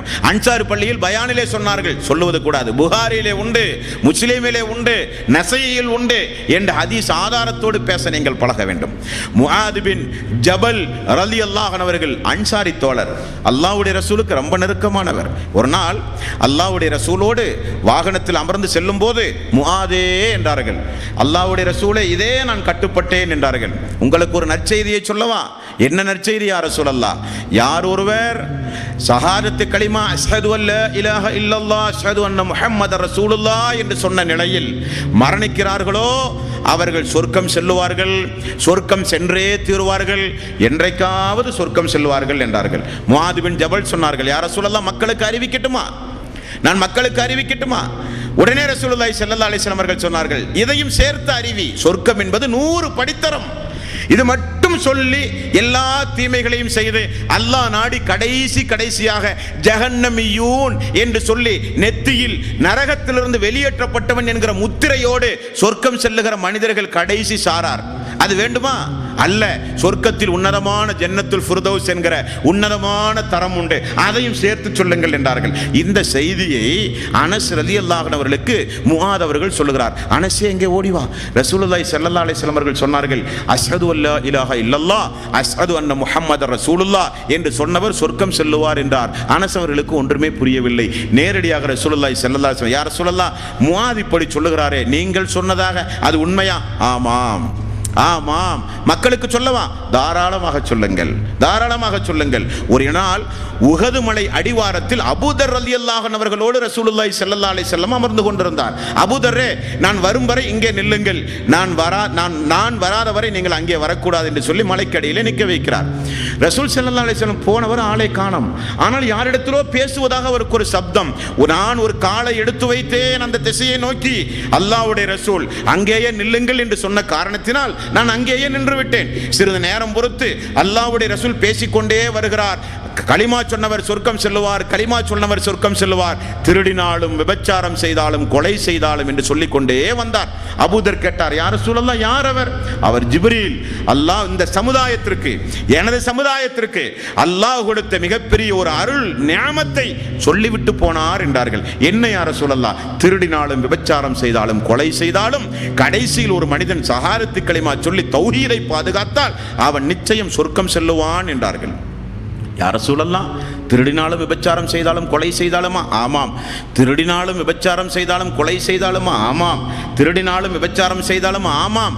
அபூதர்ரே, உங்களுக்கு பிடித்தாலும் வெறுப்பாக இருந்தாலும் உள்ளம் உங்களுக்கு ஏற்றுக்கொள்ளாவிட்டாலும் உண்மைதான், தௌஹீதை பாதுகாத்த மக்களுக்கு இறுதியில் சொர்க்கம் உண்டு.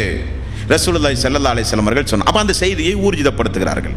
அப்ப ஒரு மார்க்க அறிவை ஒரு மனிதனிடமிருந்து நாம் பெறும்போது அதை உறுதிப்படுத்துவது நமக்கு நல்லது. அவர் சொல்வதுதான் மார்க்கம், அவர் சொல்வதுதான் மார்க்க சட்டம், அவரை தவிர ஒரு அறிவாளி இந்த மனித சமுதாயத்திலே இல்லை என்றெல்லாம் நினைத்தால் அது நம்மை வழிகேட்டிலே கொண்டு போய்விடும். நாம் சொந்தமாக அல்லாஹ்வுடைய ரசூல் அப்படி சொன்னது உண்மையா, சொன்னதற்கு என்ன விளக்கம், சொல்லுகிற விளக்கம் சரியா என்றெல்லாம் ஆய்வு செய்வது நம்முடைய தலையாய கடமை தோழர்களே.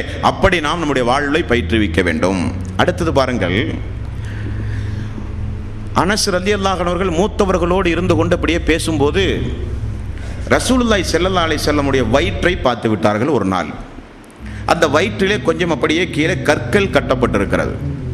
அவருக்கு ஒன்றும் புரியவில்லை. பாலகன் அல்லவா, 10 வயது பாலகன் அல்லவா. அவர் மூத்த சஹாபாக்களை அழைத்து அல்லாஹ்வுடைய ரசூலுடைய வயிற்றில் ஏன் கற்கள் கட்டப்பட்டிருக்கிறது என்று கேட்டார்கள். சஹாபாக்கள் சொன்னார்கள், பசியினால் தாங்க முடியாமல் ரசூலுல்லாஹி ஸல்லல்லாஹு அலைஹி வஸல்லம் வயிறில் கற்கள் கட்டப்பட்டிருக்கிறது என்றார்கள்.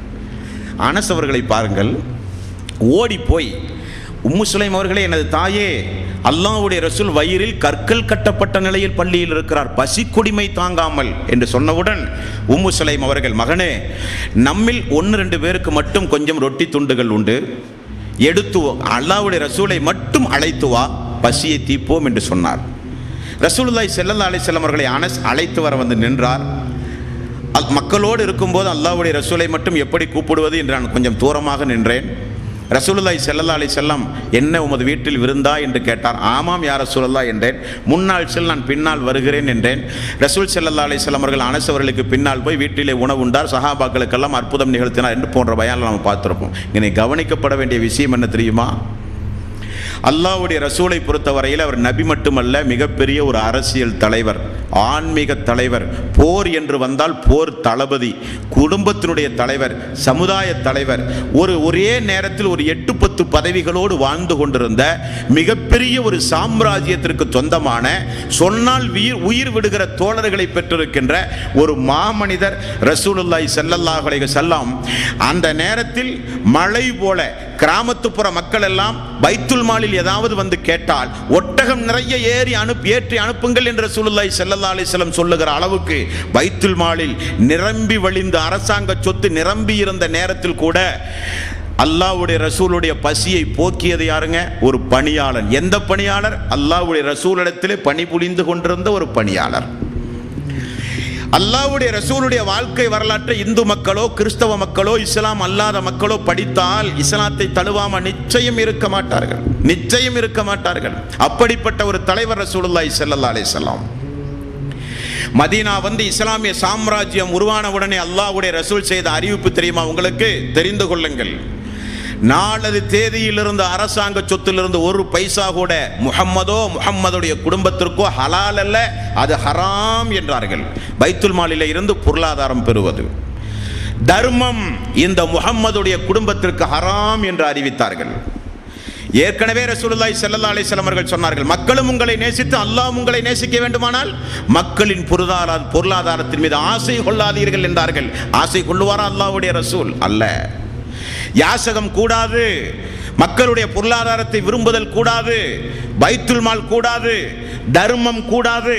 அது மட்டுமல்ல, நான் ஒரு 100 ஆடுகளை வைத்து ஆடு மேய்த்து குடும்பத்தை சம்பாதிக்கிற சொந்த தொழில் செய்கிற முஹம்மது நான் மரணித்தால் எனது சொத்துக்கள் அனைத்தும் அரசாங்கத்திற்கு போய் சேர வேண்டும் என்று அறிவிப்பு செய்தவர் ரசூலுல்லாஹி ஸல்லல்லாஹு அலைஹி வஸல்லம். இந்த உலகத்தில் நிறைய ஆன்மீகவாதிகளை இந்த மனித சமுதாயம் பார்த்திருக்கிறது, குறிப்பாக இந்து சமுதாயத்தை சார்ந்தவர்கள். சமீபத்திலே புட்டவர்த்தியில் சாய்பாபா மரணித்தார். யஜூர் வேத பூஜை அறை என்ற ஒரு அறை உண்டு, அது அவருடைய பர்சனல் அறை. அந்த அறையை திறந்து பார்த்தால் தங்க கட்டிகளுடைய மரணத்திற்கு பிறகு அந்த அறையை போய் திறந்து பார்த்தால் தங்க கட்டிகள், வைரங்கள், வைடூரியங்கள், கட்டுக்கட்டாக பணங்கள், காசோலைகள் என்று தனியாக நிரம்பி கிடக்கிறது. 40,000 கோடி ரூபாய் சொத்து. தனிமையில் இருந்து ஆன்மீகத்தை தான் சிந்திக்கிறார் என்று எல்லோரும் நினைத்தார்கள். ஆனால் அவர்கள் காணிக்கையை ஆராய்ச்சி செய்து கொண்டிருந்தார் பகவான் பாபா. பெண்ணும் இல்லை, மனைவியும் இல்லை, குழந்தையும் இல்லை, அவர் ஏன் இப்படி காணிக்கைகளை எல்லாம் பதுக்கி வைத்துக் கொண்டார் என்று கேட்பதற்கு இந்த மனித சமுதாயத்திலே ஆள் இல்லை. காணிக்கை சீடர்கள் காணிக்கை கொடுத்தால் அறக்காவலகத்திலே கொடுத்து உரிய முறையில் ரசீதை வாங்கி கொடுக்க வேண்டும், அதுதான் மரபு. காணிக்கை முழுக்கையும் இப்படி பதுக்கி வைத்துக் கொண்டு பல லட்சம் கோடி ரூபாய், 40,000 கோடி ரூபாய் சொத்து இன்றைக்கு பாபாவால் திரட்ட முடிந்தது என்றால் இந்த மனித சமுதாயத்தினர்கள் இன்னும் இந்த ஆன்மீகவாதிகளுக்கு பின்னால் போய் நம்பிக்கொண்டிருக்கிறார்கள் என்றால் என்ன அநியாயம். வருமானத்துறை அதிகாரிகள் உண்டு, வெளிநாட்டிலே யாராவது கருப்பு பணம் சேமிக்கிறார்களா என்று கண்டெடுத்து அந்த கருப்பு பணத்தை கைப்பற்றி நாட்டு மக்களுக்கு செலவிடுவதற்காக உச்சநீதிமன்றத்தின் மூலம் சிறப்பு படை நியமிக்கப்பட்டது உங்களுக்கு தெரியும். அப்படி சிறப்பு புலனாய்வு படைகள் உண்டு, வருமானத்துறை அதிகாரிகள் உண்டு, சிபிஐ உண்டு. யாராவது இப்படி ஆன்மீகவாதிகளை சோதித்ததுண்டா? அவருடைய சொத்து கணக்கை நோட்டமிட்டதுண்டா? பரிசோதனைக்கு எடுத்ததுண்டா? இந்த இந்திய திருநாட்டில் 200க்கு மேல் உயிரோடு இருக்கிற கடவுள்கள் உண்டு. உயிரோடு உள்ள கடவுள் 200க்கு மேல் இந்த இந்தியாவிலே உண்டு. எல்லோருடைய சொத்து கணக்கையும் எடுத்தால் இந்தியா வேறு நாடுகளுக்கு கடன் கொடுக்கலாம். அசாம், ஒரிசா போன்ற ஏழ்மையில் வாழுகிற மக்களை இந்த பொருளாதாரத்தை கொண்டு மேன்மட்டத்திலே உயர்த்தலாம், பசியை போக்கலாம். ஆனால் இந்த மனித சமுதாயத்தில் இருக்கிற மக்கள் திருந்த மாட்டார்கள். ஆன்மீகத்தின் பெயரால் ஆன்மீகவாதிகளை நம்பி நம்பி நம்பி இந்த மனித சமுதாயம் நித்யானந்தை போல 1000 நித்யானந்தாவை இவர்கள் உருவாக்குவார்களே தவிர திருந்த மாட்டார்கள். அல்லாஹ்வுடைய ரசூலும் ஒரு ஆன்மீகவாதி. லக்கத் கான லக்கும் ஃபீ ரசூலில்லாஹி உஸ்வத்துன் ஹஸனா, இந்த நபியிடத்தில் உங்களுக்கு முன்மாதிரி என்கிறான், முஸ்லிம்களுக்கு அல்ல. இவர் மக்கத்து வாசிகளுக்கோ முஸ்லிம்களுக்கோ உள்ள நபி அல்ல. உலக மக்கள் அனைவர்களையும் அச்சமூட்டி எச்சரிக்கை வந்த இறை தூதர். இவர் ஆன்மீகத்தை போதிக்கும் போது மிகப்பெரிய செல்வந்தர். கதீஜாவை திருமணம் முடித்த காரணத்தினால் அந்த அம்மாவுடைய செல்வம் சேர்ந்து கிடைத்து அவரை போல ஒரு கொடை வள்ளலை மக்காவிலே யாரும் பார்க்க முடியாது என்று சொல்லுகிற அளவுக்கு மிகப்பெரிய ஜமீன்தார் அல்லாஹ்வுடைய ரசூல், மிகப்பெரிய கோடீஸ்வரர் அல்லாஹ்வுடைய ரசூல். வியாபார வர்த்தக குழுவில் அவரை விஞ்சுகின்ற ஒரு வியாபாரி யாரும் மதீனாவிலே கிடையாது, மக்காவிலே கிடையாது. அப்படிப்பட்ட செல்வந்தராக இருந்து இந்த தீனை, இந்த மார்க்கத்தை, இந்த ஆன்மீக பாதையை மக்களுக்கு சொல்ல போய் கடைசியில் அவருடைய பணியாளர் அவருடைய பசியை போக்கினார்.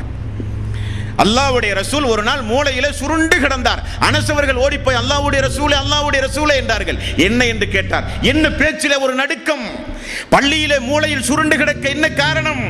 ரசூலுல்லாஹி ஸல்லல்லாஹு அலைஹி வஸல்லம் பசியோடு இருக்கிறார் என்று மீண்டும் வீட்டுக்கு போகிறார். 4-5 நபிமொழிகளை நீங்கள் பார்த்தால் ரசூலுல்லாஹி ஸல்லல்லாஹு அலைஹி வஸல்லம் பேசிக் கொண்டிருக்கும் போது பேச்சில் கொஞ்சம் தளர்ச்சி ஏற்பட்டால் அபூ தல்ஹா ஓடி போய் வீட்டிலே ரொட்டிக்கு ஏற்பாடு செய்வார். மூலையிலே கொஞ்சம் அப்படியே ரசூலுல்லாஹ் மௌனமாக இருந்தால் அனஸ் அவர்கள் ஓடி போய் வீட்டிலே பசிக்கு உணவுக்கு ஏற்பாடு செய்கிறார். உம்மு சுலைம் பார்த்தால் உடனே கையை பிடித்துக் கொண்டு யார சொல்லலாம் பால் அருந்துங்கள் என்று பசியை போக்குகிறார்கள். சொல்லவா, பகல் நேரம் பாலைவனத்து பெருவீதியில் வெயில் கடுமையாக இருக்கும் போது யாருமே லுகாவுடைய நேரத்தில் வெளியே வரமாட்டார்கள். லோகருக்கு மட்டும் பள்ளிக்கு வருவார்கள். அந்த லுகாவுடைய நேரம் என்பது யாரும் வெளியே நடமாட முடியாத நேரம். உமர் அவர்கள் வீட்டிலே இருந்து வெளியே வருகிறார். அபூபக்கரை பார்க்க செல்கிறார். அபூபக்கர் வீட்டினுடைய வெளியே நிற்கிறார். 2 பேரும் சேர்ந்து திரும்ப பார்க்கும் போது அல்லாஹ்வுடைய ரசூல் வருகிறார்.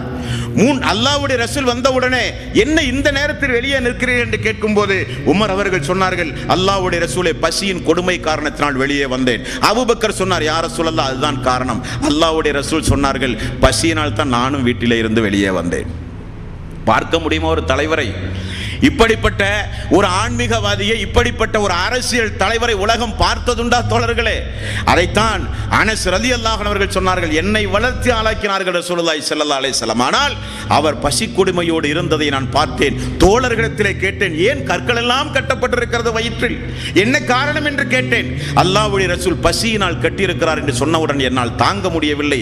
நான் போய் அல்லாஹ்வுடைய ரசூலுடைய பசியை போக்கினேன் என்று சொன்னார்கள். அல்லாஹ்வுடைய ரசூலுடைய பசியை நான் போக்கினேன் என்று சொன்னார்கள். இந்த தோழருக்கு ரசூலுல்லாஹி ஸல்லல்லாஹு அலைஹி வஸல்லம் துஆ செய்தாரா இல்லையா? அல்லாஹ்வே குடும்பத்தில் பர்க்கத்தை ஏற்படுத்து, குழந்தை செல்வத்தை கொடு, பொருளாதாரத்தில் அபிவிருத்தியை ஏற்படுத்து, நிறைய ஆயிலை இவருக்கு போட்டுக் கொடு. ரசூலுல்லாஹி ஸல்லல்லாஹு அலைஹி வஸல்லம் துஆ செய்த காரணத்தினால் இவருக்கு 120 குழந்தைகள், பேர குழந்தைகள். இவர் அன்றைக்கு 100 வயது வரை வாழ்ந்த ஒரு நபித்தோழர். நபித்தோழர்களில் கடைசியாக மரணித்த நபித்தோழர் என்று கூட வரலாற்று ஆசிரியர்கள் சொல்கிறார்கள். நபித்தோழர்களை பார்த்தவர்கள் தாபியன்கள். நிறைய தாபியன்களுக்கு ஆசிரியராக இருந்தார்கள் அனஸ் ரலியல்லாஹு அன்ஹு. அந்த அளவுக்கு மார்க்கப்பட்டுள்ளவர், கல்வியில் தேர்ந்தவர், திருக்குரானை மனனம் செய்தவர். தாபியன்களுடைய ஆசிரியர் அனஸ் ரலியல்லாஹு அன்ஹு. அல்லாஹ்வுடைய ரசூலுடைய பிரார்த்தனைக்கு ஆளானவர் அனஸ் ரலியல்லாஹு அன்ஹு. ஆக நம்முடைய வளர்ந்து வருகிற, நமக்கு பிறக்க போகிற பிள்ளைகளுக்கு மனமாற வாயார அனஸ் ரலியல்லாஹு அன்ஹு அவருடைய பெயரை வைத்து குடும்பம் குடும்பமாக மனமாற இந்த மனித சமுதாயத்தில் பிலால், அம்மார், சுஹைப், யாசிர், அனஸ் போன்ற நபித்தோழருடைய பெயர்களை நம்முடைய குடும்பங்களிலே வளர்ந்து வருகிற மக்களுக்கு வைத்து, பிறக்க போகிற மக்களுக்கு வைத்து மனமாற வாழ்த்த வேண்டும். ஆயிஷா ரலியல்லாஹு அன்ஹா அவர்கள், கதீஜா ரலியல்லாஹு அன்ஹா அவர்கள் இஸ்லாத்திற்காக வேண்டி தியாகம் செய்த பெண்மணிகளுடைய பெயர்களை பெண் குழந்தைக்கும் ஆண் மக்களுக்கு இந்த சஹாபாக்களுடைய வாழ்க்கை வரலாறுகளை நாம் கேட்ட பிறகு அவர்களை நம்முடைய வாரிசுகளுக்கு பெயர்களாக வைத்து வாயார மனமாற நம்முடைய குடும்பங்களிலே நாம் கூப்பிட வேண்டும். தோழர்களே, இவர்களை எந்த காலமும் நாம் மறந்துவிடக் கூடாது. நம்முடைய பிரார்த்தனையில் அல்லாஹ்வே ஈமானில் எங்களுக்கு முந்தி சென்று இந்த உலகத்தை விட்டு மரணித்த அந்த நல்லவர்களுக்கு நீ கபிரிலும் மறுமையிலும் உயர்வான அந்தஸ்தை கொடு, அவர்களோடு எங்களை சொர்க்கத்தில் ஒன்றாக சேர்ப்பாயாக என்றெல்லாம் பிரார்த்தனை செய்ய வேண்டும். நம்முடைய பிரார்த்தனையில் சஹாபாக்களையும் இணைத்துக் கொள்ள வேண்டும். தோழர்களே, அவர்கள் இந்த பூமியில் அல்லாஹ்வுடைய ரசூலுக்கு கிடைத்த ஒரு வரப்பிரசாதம் என்று சொல்ல வேண்டும். வானத்திற்கு எப்படி நட்சத்திரம் அழகோ அதே போல எனக்கு அழகு இந்த என்னுடைய நபித்தோழர்கள் என்று ரசூலுல்லாஹி ஸல்லல்லாஹு அலைஹி வஸல்லம் சொன்னார்களா இல்லையா? அப்படி வாழ்ந்து மரணித்தவர்கள் அந்த தோழர்கள். அந்த தோழர்களை குறித்து கேட்கும் போது, படிக்கும் போது என்றைக்கும் நம்முடைய உள்ளத்தில் உயர்வான மதிப்பு இருக்க வேண்டுமே தவிர தாழ்வான மதிப்போ கெட்ட சிந்தனையோ குறைந்து மதிப்பிடுதலோ 1% கூட வந்துவிடக் கூடாது. அந்த எண்ணம் துடைத்தெறியப்பட வேண்டும் என்பதற்குத்தான் இந்த தொடர் நிகழ்ச்சி இங்கே நடத்தப்படுகிறது. இனி ஒரு சிறப்புமிக்க ஒரு நபித்தோழரை நாளை தினம் பார்ப்போம். அவருக்கும் அல்லாஹ்வுடைய ரசூல் பிரார்த்தனை செய்து எவ்வளவு பெரிய ஒரு முஜ்தஹிதாக, சிறந்த ஒரு தோழராக, சஹாபாக்களில் உமர் அவர்கள், அபூபக்கர் போன்றவர்கள் எல்லாம் மார்க்க விளக்கம் கேட்கிற அளவுக்கு சிறந்த ஒரு நபித்தோழராக ஒரு நபித்தோழர் வாழ்ந்து மரணித்திருக்கிறார். அவருடைய வாழ்க்கை வரலாற்றை இன்ஷா அல்லாஹ் நாளை தினம் பார்ப்போம்.